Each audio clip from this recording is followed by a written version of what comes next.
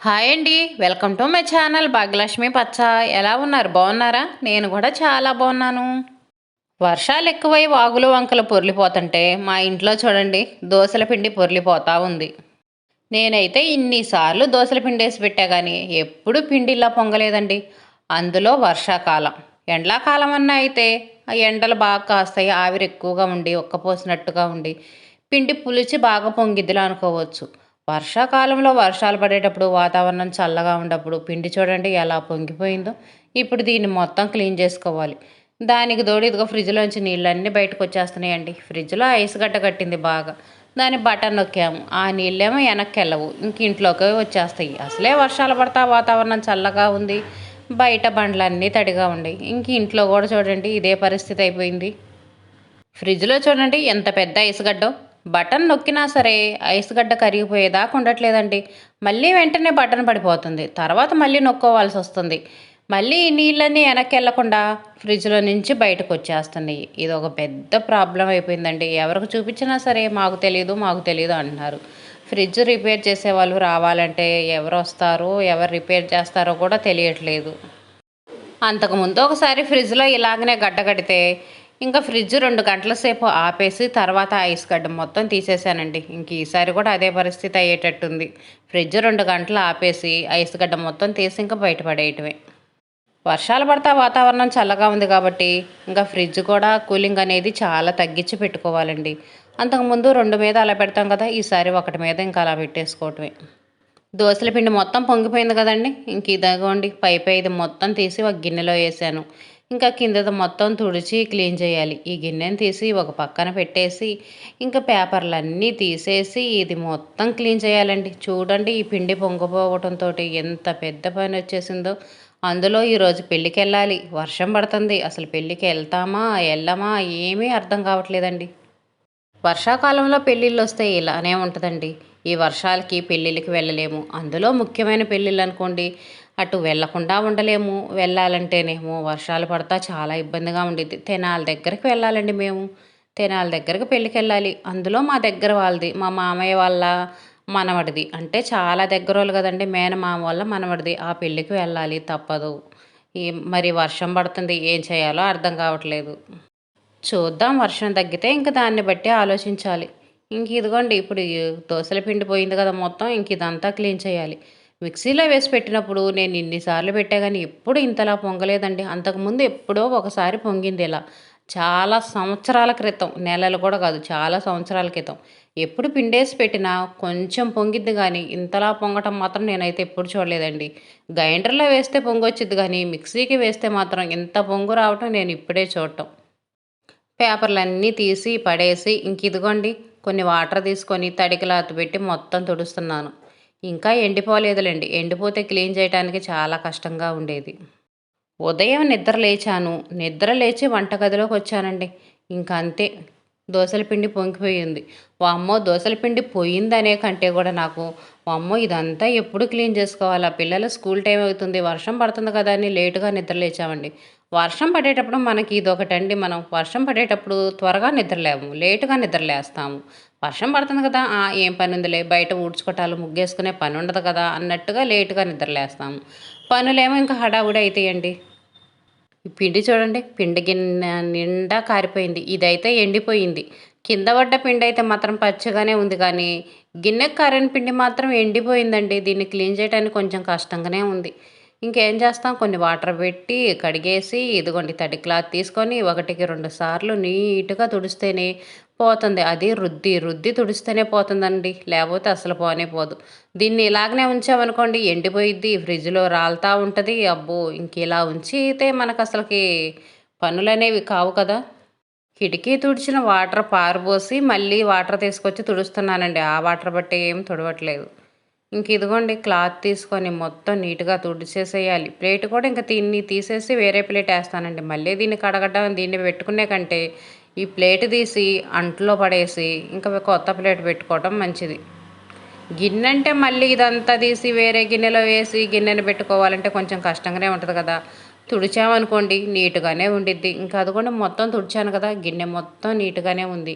Plate తీసి పక్కన పడేసాను. కొత్త ప్లేట్ వేసాను. ఇంకా ఆ ప్లేట్ అంట్లు స్టాండ్లో పడేస్తే ఇంకా అంట్లు కడిగేటప్పుడు కడిగేసుకోవచ్చు. కిటికీ కూడా ఇంకా మొత్తం ఆరిపోయిందండి నీట్గా. కిటికీలో పేపర్లు వేసుకుంటున్నాను. పేపర్లు వేసి పెట్టుకుంటే మనకి ఇలాగనే ఏమన్నా పడ్డా కానీ ఇబ్బంది లేకుండా ఉంటుందండి. పేపర్లు తీసి పడేసుకుంటాం కదా, క్లీన్ చేయడానికి బాగా ఈజీగా అనిపించిద్ది. అదిగాక మాకు గ్యాస్ గట్టు చాలా చిన్నది కదండి. నేను అన్నం గిన్నెలు, కూర గిన్నెలు అన్నీ వంట చేసేటప్పుడు తెచ్చి ఇక్కడ పెట్టుకుంటాను. అందువల్ల పేపర్లు వేసి ఉంచుకుంటాను. మళ్ళీ కిటికీ పాడైపోకుండా ఉండిద్దిలే అని. ఇదంతా నీట్‌గా క్లీన్ చేసేసి, పేపర్‌లో ఏసేసి, ఇదిగోండి పిండి గిన్నె కూడా కిటికీలో పెట్టేసి, కిటికీలు ఓపెన్ చేసి ఉంచాను. ఇంకా వంటగదిలో కిటికీలన్నీ ఓపెన్ చేసి ఉంచుకోవాలి కదండీ! మనం పొయ్యి వెలిగించాలంటే. పేపర్‌లేయటానికి ఇబ్బందిగా ఉండిద్దని కిటికీలు మొత్తం ఏసుంచాను. ఇంకా పేపర్‌లో వేసేసాను కదా! ఓపెన్ చేసి ఉంచాను. ఇప్పుడు గాలి, వెలుతురనేది ఇంక వంటగదిలోకొచ్చేసిద్ది. వంట పనైతే అయిపోయిందండి. ఇంకా నవీన్ కూడా స్కూల్‌కెళ్ళిపోయాడు. బట్టలు చూడండి ఎన్ని బట్టలుండాయో. నిన్నటి బట్టలండి ఇవి. నిన్నటి బట్టలు ఇంకా ఆరలేదు. అన్నీ నిమ్మగానే ఉన్నాయి. తడి తడిగా ఉన్నాయి.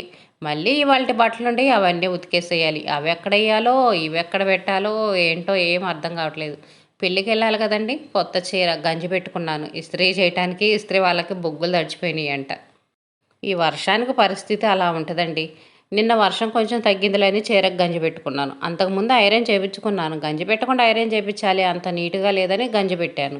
గంజి పెట్టేటప్పటికి ఇస్త్రీ వాళ్ళకేమో బొగ్గులు తడిచిపోయినాయమ్మ. ఒక్క చీర ఏం చేస్తాంలే అంటున్నారు.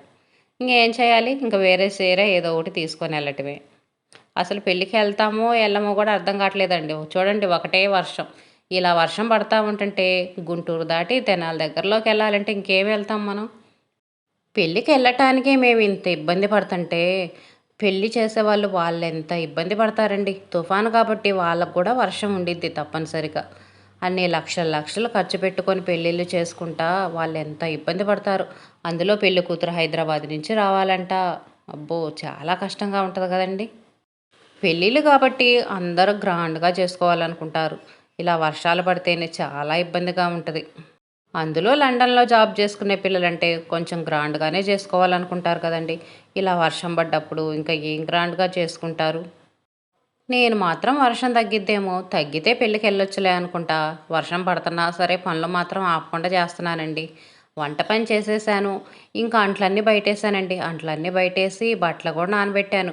ఒకవైపున నిన్నటి బట్టలే ఆరలేదు కదా! తీగల మీద అంతే ఉన్నాయి కదా!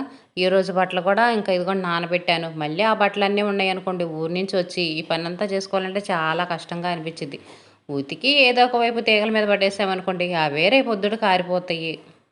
అందుకే ఇంకా నా పనిలో మాత్రం ఆపకుండా చేస్తా ఉన్నానండి. నా వీడియోలు చూసేవాళ్ళు వీడియో నచ్చితే లైక్ చేయండి, షేర్ చేయండి, సబ్స్క్రైబ్ చేసుకొని వీడియో ఎలా ఉందనేది చిన్న కామెంట్ పెట్టండి. అడగంది అమ్మాయినా పెట్టదంటారు కదండి. అడిగితే చూసిన వాళ్ళు ఎవరైనా లైక్ కొడతారేమో, సబ్స్క్రైబ్ చేసుకుంటారేమోనని ప్రతి వీడియోకి ఇలా అడుగుతూ ఉంటాను. వర్షం పడేటప్పుడు గిన్నెలు కడగటం అనేది కొంచెం తేలిగ్గా ఉండిద్దండి. మనం రుద్దుతాం గదా గిన్నెలు. గిన్నెలు రుద్దినప్పుడు ఆ సబ్బు అనేది వాటికి అంటుకోకుండా ఉండిద్ది. ఎందుకంటే గిన్నెల మీద నీళ్లు పడతా ఉంటాయి కదండీ! మనం అంట్లన్నీ రుద్దిన తర్వాత కడిగేసినా సరే సబ్బు అనేది అంటుకోదు. వర్షం పడేటప్పుడు ఈ ఒక్క పని మాత్రం కొంచెం ఈజీగా అనిపిచ్చిద్దండి. గిన్నెలు కూడా ఎండిపోయినట్టు లేకుండా మెత్తంగా నానిపోయి ఉంటాయండి. ఎంతటి అంటుకుపోయిన గిన్నెలైనా సరే చక్కగా నీట్‌గా, ఈజీగా, సింపుల్‌గా కడిగేయొచ్చు. ఉదయంతో పోల్చుకుంటే ఇప్పుడు కొంచెం వర్షం అనేది తక్కువగానే ఉంది.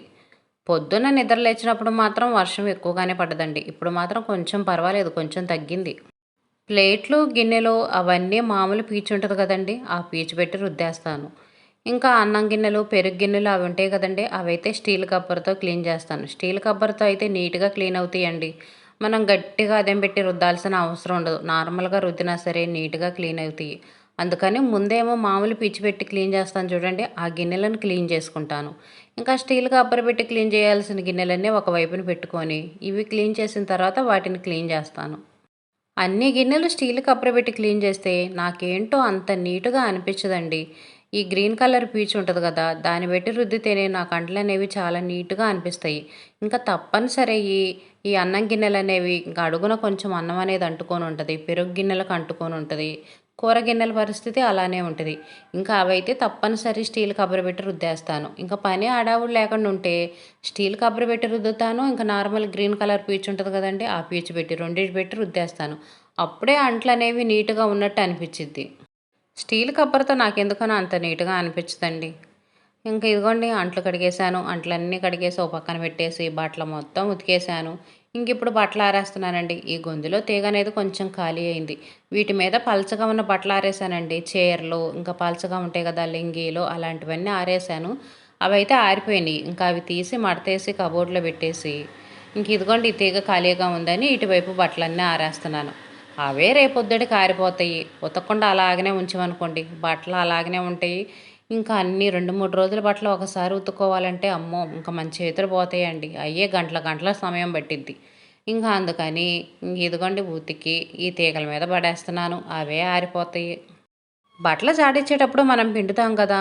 ఆరేసేటప్పుడు కూడా గట్టిగా పిండాలండి. అస్సలు వాటర్ అనేవి లేకుండా బాగా గట్టిగా పిండామంటే త్వరగా బట్టలు ఆరిపోతాయి. వర్షాకాలంలో బట్టలు ఆరాలంటే కూడా ఇదొక చిట్కా అండి. అస్సలు నీళ్ళనేవి లేకుండా బాగా గట్టిగా పిండాలి. పొడి పొడిలాడుతూ ఉండాలి. వీటిని నీట్‌గా ఇదిలిచ్చి ఆరేసుకోవాలి. అప్పుడు బట్టలు త్వరగా ఆరిపోతాయి. సిల్కీ అనుకోండి, కొంచెం సేపు జాడిచ్చిన తర్వాత ఇలా గోడల మీద వేసి ఉంచామనుకోండి నీళ్ళన్నీ కారిపోతాయి. నీళ్ళన్నీ కారిపోయిన తర్వాత ఆరేసుకోవచ్చు. నాకు ఈరోజు పని ఉందని చెప్పాను కదండి, కుదిరితే పెళ్ళికెళ్ళాలని. అందుకనే కొంచెం హడావుడిగా ఆరేస్తున్నాను. లేదనుకోండి బాగా నీళ్ళన్నీ ఆరిపోయిన తర్వాత ఇంకా అప్పుడు బట్టలు ఆరేస్తాను. తడి మీద సిల్క్ బట్టలు ఆరేస్తే కొంచెం ముడతలు ముడతలుగానే ఉంటాయండి. అంత నీటుగా రావు. నీళ్ళన్నీ బాగా కారిపోవాలి. అప్పుడు ఆరేసుకుంటేనే బట్టలనేవి చాలా నీట్‌గా ఉంటాయి. కాటన్ అనుకోండి ఇంక మనం గట్టిగా పిండాల్సిందే. గట్టిగా పిండితేనే ఆ నీళ్ళనేవి కారిపోతాయి. లేదనుకోండి మనం ఎంతసేపు గోడ మీద ఏసుంచినా ఆ నీళ్ళు అలాగనే ఉంటాయి.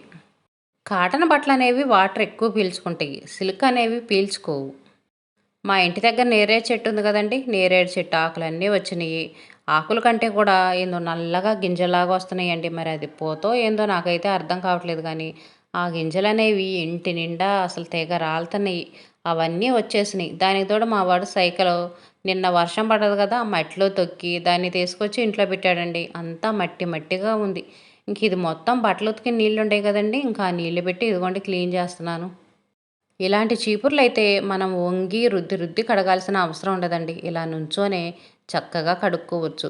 కాకపోతే ఎక్కువ పాచి పట్టిన కాడ అలా అయితే పుల్లల చీపురు పెట్టి రుద్ది కడుక్కోవాలి కానీ, నార్మల్‌గా ఇలా మామూలుగా మట్టున్న కాడైతే ఈ చీపురు పెట్టి కడిగినా సరే నీట్‌గా వచ్చేసిద్ది.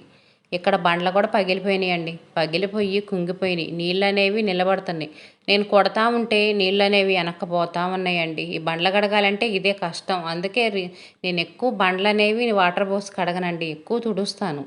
ఇంకా గొంతులు అలాంటివి అయితే కడుగుతా కానీ, ఇక్కడ బయట వరండాలో మాత్రం ఇంకా బండ్ల తుడిచే కర్ర పెట్టి ఎక్కువ శాతం తుడుస్తూ ఉంటాను. ఆ నీళ్ళనేవి నిలబడతాయండి. ఎంత కొట్టినా సరే మళ్ళీ వెనక్కి వస్తూ ఉంటాయి. అదే గంట సమయం పట్టిద్ది. ఈ సైకిల్ నిండా కూడా బాగా మట్టి ఉందండి. ఇంక ఇదిగోండి వాటర్ పోసి సైకిల్‌ని కూడా పైపైన కడిగాను. మొత్తం నీట్‌గా కడిగినా సరే మా అబ్బాయి స్కూల్ నుంచి వచ్చి మళ్ళీ దాన్ని తొక్కుతానే ఉంటాడు. ఇంట్లో మట్టి అనేది పడకుండా ఉండే విధంగా ఇంక ఇదిగోండి సింపుల్‌గా ఈ విధంగా పైపైన కడిగేశాను. ఇదేనండి ఈరోజు వీడియో. వీడియో నచ్చితే లైక్ చేయండి, షేర్ చేయండి, సబ్స్క్రైబ్ చేసుకోండి. రేపు ఇంకో మంచి వీడియోతో కలుద్దాం. బాయ్.